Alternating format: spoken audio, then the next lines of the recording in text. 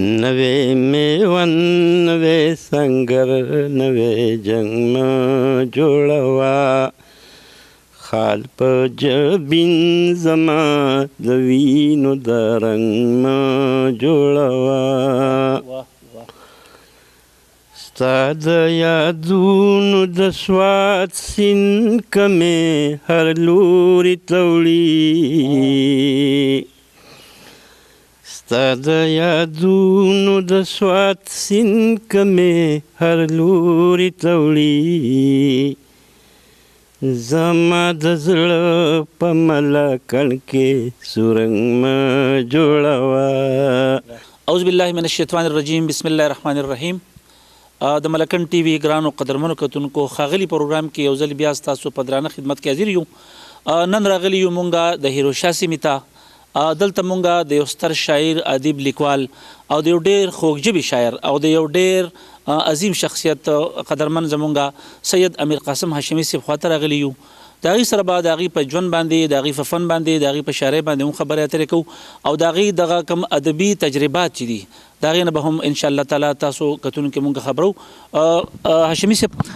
لاول خو تاسو ته په خپل ننني پروګرام کې هرکلی ویم. ډېره مننه جي ډېره مننه او زه ستاسو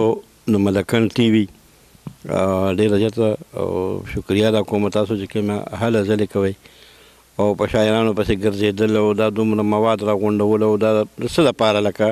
د پښتو ژبې لپاره د پښتو کلتور لپاره دا ستاسو دا هلې ځلې د ډېر زیات مننې او د ډېر زیات ستاینې وړ دي. الله پاک دې وکړي چې ستاسو دا جذبه او ستاسو دا احساسات هم دغه شان قایم و دایمي او د دې خاورې د دې ولس د ښېګړې لپاره د پرمختیا لپاره د پښتو ادب د پرمختګ لپاره په کار راشي او انشاءالله چې راځي به خامخا ځکه چې دا دونه خواري سړی کوي نو الله پاک د چا خواري په اوبو نه وړي. خدای پاک کامیاب و کامران لره او دا پروګرامونه د دغه شانتې هر وخت وي او تل آباد اوسئ او ښاد اوسئ او زموږ چې څومره څه کیدی شي تاسو څه وایئ نو هغه به کوو. هاشمي صاحب څنګه چې مونږ پیژنو تاسو د یو ښه لیکوال په حیث د یو ښه شاعر په حیث باندې د یو استاد شاعر په حیث باندې مونږ تاسو پیژنو نو ادبي دنیا ته تاسو د کله نه تاسو دلته ادبي دنیا ته رالی؟ نو حجازي صاحب دا خو هر څوک وایي چې لکه دا شاعري زما په خمیر کې اخښلې او زما خو خپل ځاني د فطرتي شاعري دا ده چې زموږ په کلي کې نه شاعر و نه استاد و څوک نه په دې پوهېدو او موږ چې داسې په دویم دریم کې به یا په اول کې به هم سبق وایي ځکه چې داسې پنځو شپږو کالو ماشومان زموږ په دې ماښام د مانځه نه پس لوبې کولې زموږ د لیکلي نه چاپېره خوړ تاولی دا خوړ په غاړه به موږ لوبې کولې نو موږ به دا پټپټونې چې ورته وایي څوک ورته انک مچوري ورته په دغه کې وایي که نه دغه نو کوم ملګري چې به لاړل هغوی به بیا موږ شپېلې راکړه یا به یې اواز وکړه چې راځئ راپسې که نه نو موږ پسې ټولو منډې کړې نو پته به نه وه چې دا په کوم ځای کې دي نو ما به هسې د ځانه ورته ویل چې لرې پسې مه ځئ سړي دې طرف ته تللي دي او دې بوټو کې غلي دي. اوس په دغه وخت کې زه په دې نه پوهېږم دا شاعري ده داسې نورې ډېرې کیسې دي که نه دا ځینې زه لکه تاسو ته نه شم ویلی. ښه دا څومره کلونه به لکه کېږي ستاسو په خیال؟ یاره جي 1950 زما تاریخ پیدایش د په رجسټر کې نور به دغه نه هم شاید چې مخکې ځکه زموږ په کلي کې سکول نه و نو په دغه وخت کې به زه دا به 58 یا د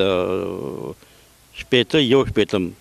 خبره ده نو اوس د هغې نه تاسو حساب وکړئ چې دا به څومره وخت وي د هغې. ښه هاشمي صاحب او دا خو لکه تاسو چې ډېره لرې لوی شواخونه ادبي دغه دی دا راته ووایئ چې تاسو ادبي دنیا ته رالی دې خوا بیا سفر هم شروع کړو دې دوران کې تاسو ته د ادب په حواله د شاعرۍ څوک استاد میلاو شو که نه او داسې بیا ادبي جرګو ته څنګه رالی؟ په دې دوران کې موږ ته د ادب استاد ما ته نه دی میلاو شوی. ما چې څومره څه زده کړه کړې ده ما د دې رسالو نه د اخبارونو نه او زموږ یو تره و چې هغه په دې هغه له به د دغه د رسالې به راتلې هغوی رسالې به په هغه رسالو کې به ډېر ادبي څیزونه هم وو هغه به هم ما کتلې ورسره که نه دغسې بیا ریډیو به مو اورېده دا ټي وي میوي او دا څیزونه خو وم نه بلکې تصور یې نه کېده په هغه وخت کې بلکې وو نه او بیا زموږ په کلي کې نه وو که نه بجلي هلته نه وه بل څه نه وو نو ما لیکل میکل به کول خو د ځانه به مې لیکل کول او بس هغه شی شروع بیا زمونږ عبدل محمد توپان صاحب یو شاعر و چې هغه به راته هغه به په هغه وخت کې زمونږ کلي ته راته هغه به داسې دا ټوکي موکي او کپړې دا به یې خرڅولې نو زمونږ بیټک کې به بیا زموږ سره به وخت ونه هغه به شعرونه بیرونه وي د هغه سره به زه کېناستم پاسېدم هغه راته وایي چې زموږ ټولنه ده او ګل محمد صابر او صنوبر بحر او دا کسان دي پکې او دا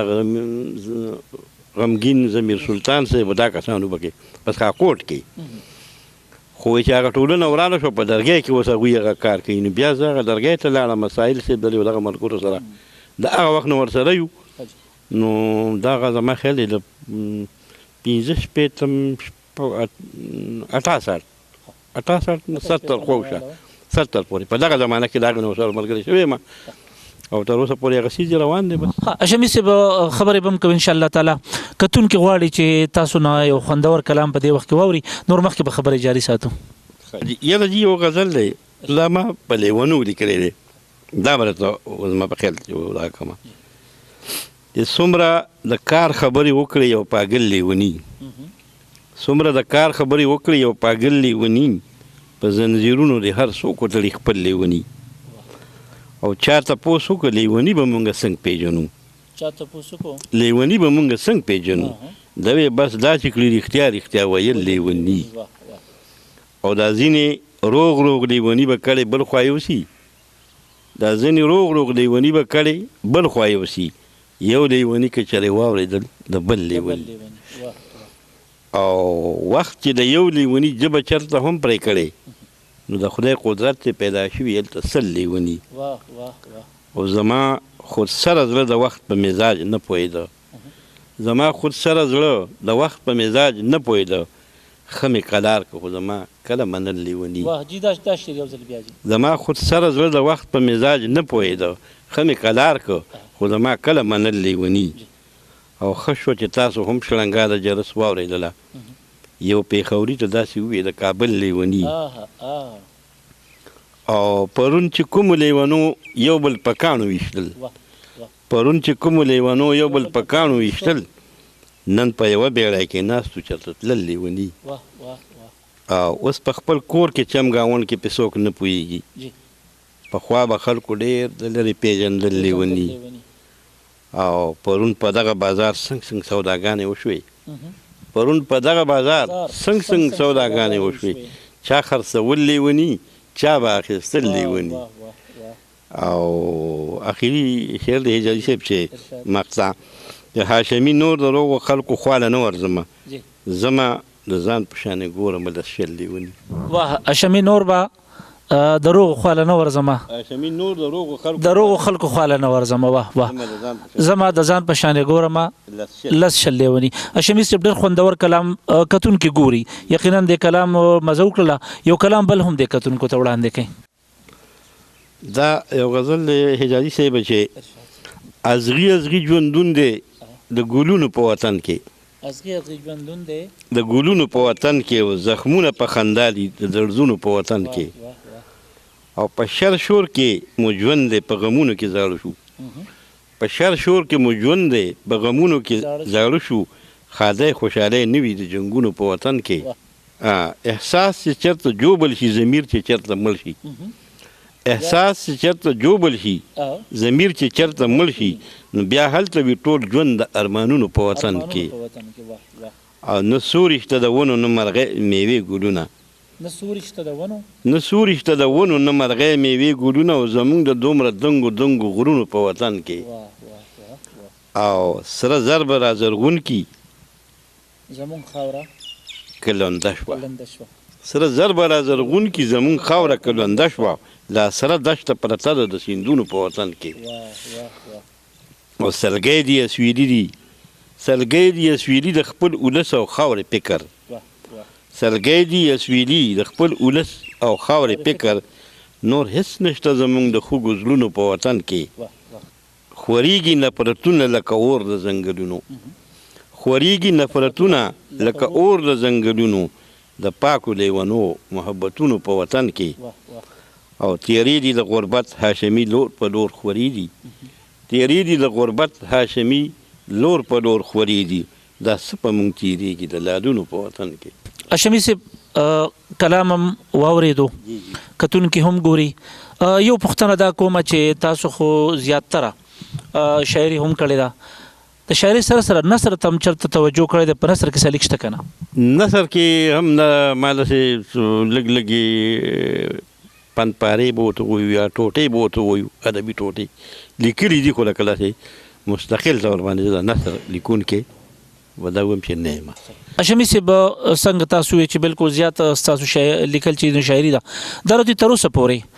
د شاعرۍ په حواله څومره کتابونه څه چاپ دي که نه دي، او چې کوم چاپ دي هغه راته هم دې کتونکو ته وښایي، او چې کوم ناچاپه دي هغې هم لږ راته ذکر وکړئ. نو شاعري خو زما سره ناچاپه هم ډېره پرته ده، او ما یو کتاب چاپ کړی دی په 2012 کې چې لل مې ګل شي. دا زما کتاب دی چاپ، او د هغې نه علاوه زما سره ډېره شاعري ده. نو اوس که تاسو ته زه د خپل دغه راوالم، په دې کې کم از کم 500 پاڼې دي، په دې کې ځای نشته، نه زیاتي کاغذونه پکې بیا کېدم که نه، دغسې نورې م رجسټرې او نظمونه بلا. نو په هر موضوع په هر دغه ما په سپرلي، په اختر، په یاره خو تقریبا ډېر څه مې لیکل کړي دي. هاشمي صاحب دا راته ووایئ لکه څنګه شاعري تاسو وایئ، کتاب هم تاسو وایئ چې لل مې ګل شي، او تاسو وایئ چې چاپ دی، شاعرۍ کې بیا تاسو خصوصي طور نظم زیات خوښوئ که غزل زیات خوښوئ؟ یاره جي زه خو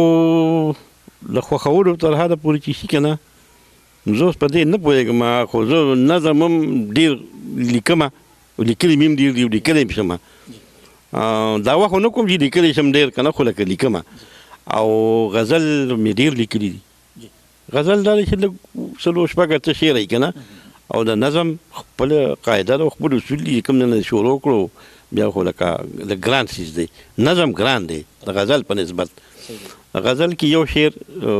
لکه یو شانتي یو روماني، بل پکې بل شان، بل شان، هر څنګه پکې ته استعمالولی شي. د غزل دایره ډېره پلنه ده، وسیعه ده، لمنې دویه ده،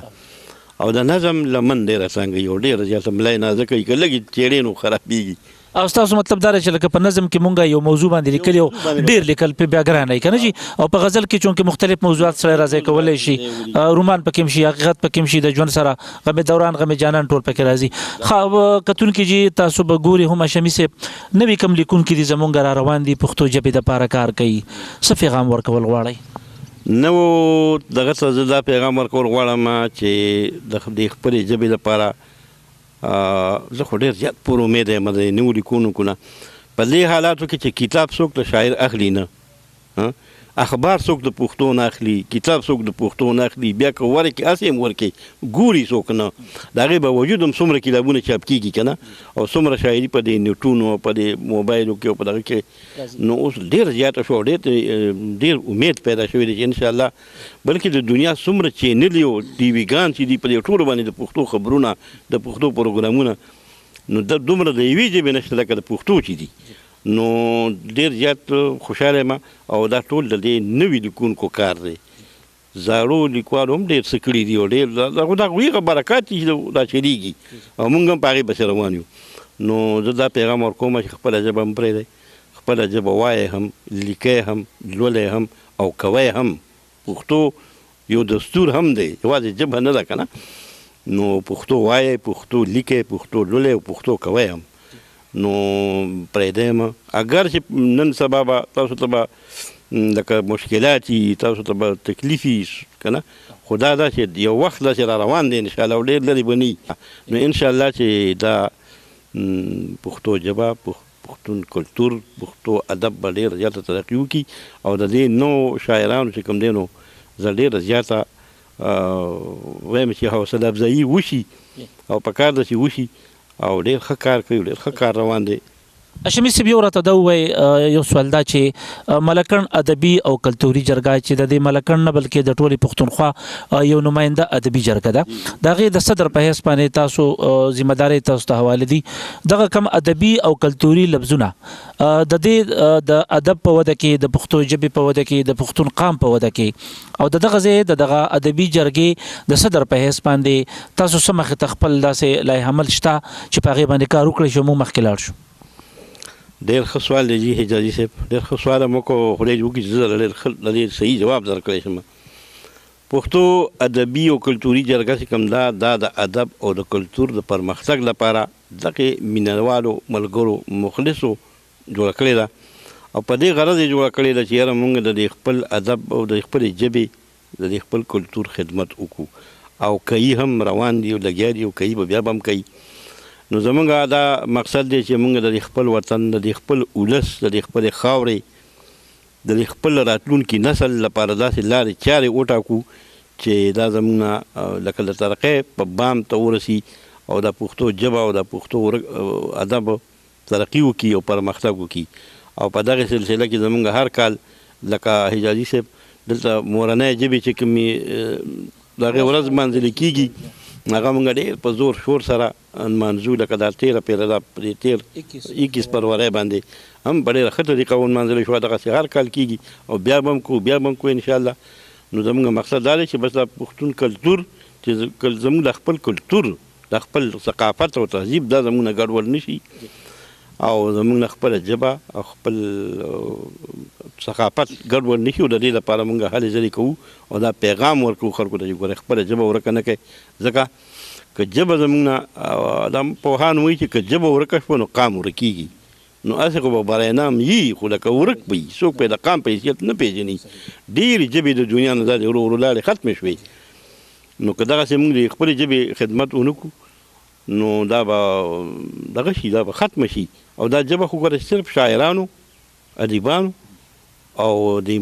هنرمندانو دې خلکو راټینګه کړې ده. که دا هنرمندان ترې وباسئ دا موسیقۍ والا خلک یادوم او دا شعر و شاعري او ادب داسې لر کې نو په ژبه کې څه دي. شمیم صاحب ډېر ښکلې خبره کوو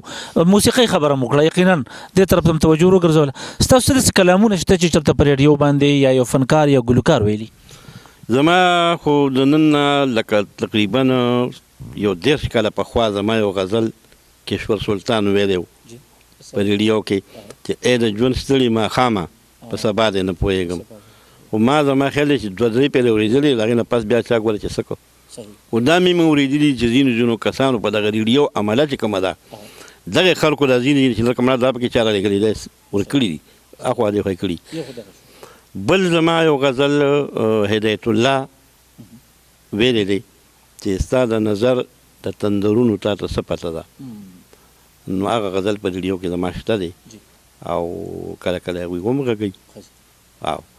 نو دغه دی او نورو کلامونه داسې سردار یوسفزي زما یو غزل ویلی دی داسې دی چې د خپل وطن د وجود کم پرهر ته وجړم دا غزل زما نه اخیستی. نو نورو ما ته چا وي چې ستا کلام چېرته فنکارانو ویلی دی نو ما په چا پسې وړي نه دي او نه رانه چا وړي دي او نه مې چا د وړي دي که نه. شمیم صاحب کتونکي بیا تنده بیا راغلي د غزل دپاره خو دا پرې لزویم چې تاسو کوم خپل خوږ اواز دی دردمند اواز دی یقینا چې کتونکي د هغې په انتظار هم دي نو په ترنم کې به موږ ته کتونکو ته خپل یو کلام وړاندې. نوې میون نوې سنگر نوې جنگ مه جوړوه نوې میون نوې سنگر نوې جنگ مه جوړوه خال په جبین زما د وینو د رنګ مه جوړوه ستا د یادونو د سوات سیند کمې هر لوري ته وړي ستا د یادونو د سوات سیند کمې هر لوري ته وړي زما د زړه په ملکڼ کې سورنګ مه جوړوه نوې میون نوې سنگر نوې جنگ مه جوړوه لاړه ترې نشي خوشبویي ستا د کوڅې د خاورو لاړه ترې نشي خوشبویي ستا د کوڅې د خاورو د لاس ورغوي کې مې ګل د اترنګ مه جوړوه نوې میون نوې سنگر نوې جنگ مه جوړوه د درد خواږه د فکر رنګ پکې ور واچوه لږ د درد خواږه د فکر رنگ پکې ور واچولګ که نوي نور راله جامونه د بنګ مه جوړوه نوې میون نوې سنګر نوې جنګ مه جوړوه ستا د بنګړو شړنګه زما د لاس زنځیر ته وې ستا د بنګړو شړنګه زما د لاس زنځیر ته وې دا مړوندونه د چاڼ چاڼ کی زنګ مه جوړوه نوې میون نوې سنګر نوې جنګ مه جوړوه د خپل پښتون کلتور د خپل ننګ او ناموس په خاطر د خپل پښتون کلتور د خپل ننګ او ناموس په خاطر شکل صورت خوی او خصلت د پرنګ مه جوړوه نوې میون نوې سنګر نوې جنګ مه جوړوه خال په جبین زما د وینو د رنګ مه جوړوه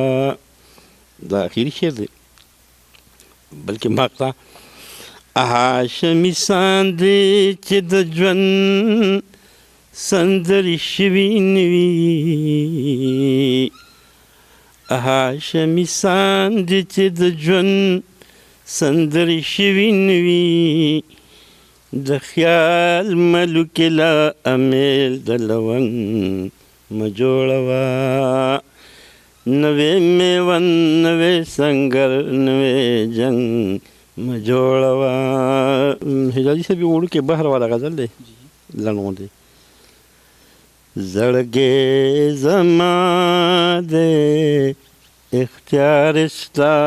دی غضب خدا دے تل په جړا دے زړګې زما دے اختیار ستا دے غضب خدا دے تل په جړا دے زخمی زخمی دے پر ہر دے زخمی زخمی دے پر ہر دے غصن زړګې دے غصن جگر دے ٹوٹے ٹوٹے دے جدا جدا دے غضب خدا دے تل په جړا دے سترګې دې سرې دي نشې نشې دي باڼه دې غشي غشي لشې لشې دي د زړه قرار مې وړې سودا دې غضب خدا دې تل په جړا دې زړګې زما دے اختیار ستا دے غضب خدا دے تل په جړا دے رنگ میں جړیږي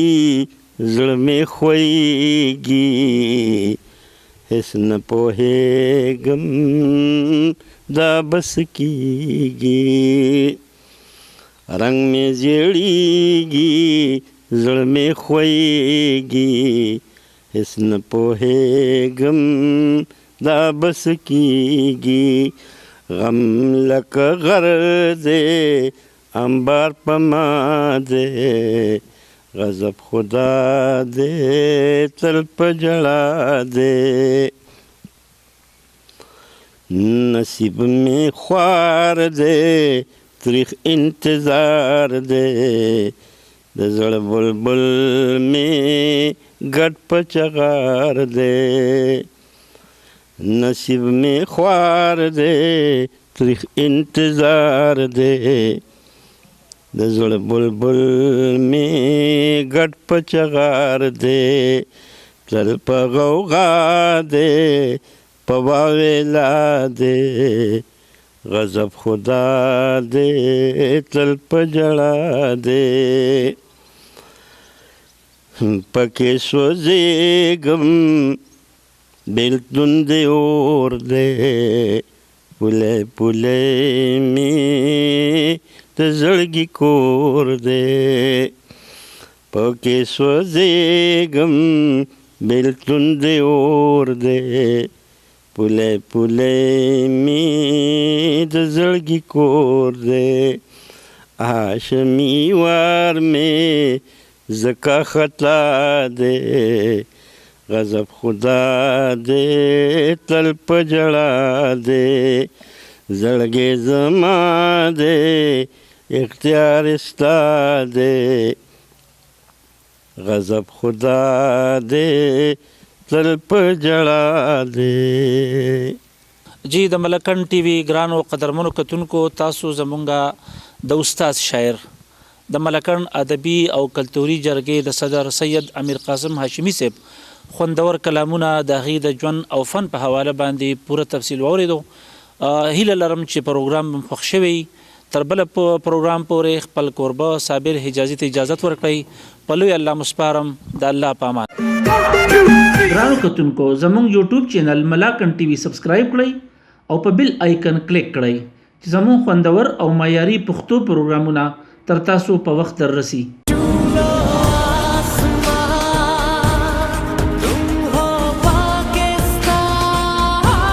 د تحصیلي درګۍ یو معیاري تعلیمي اداره د تعلیم سره سره د جسمانی تربیت خصوصي انتظام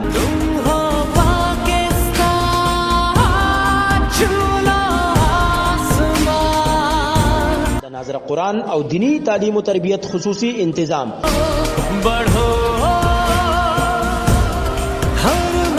هیډے پبلک سکول درګۍ مین جی ټی روډ درګۍ.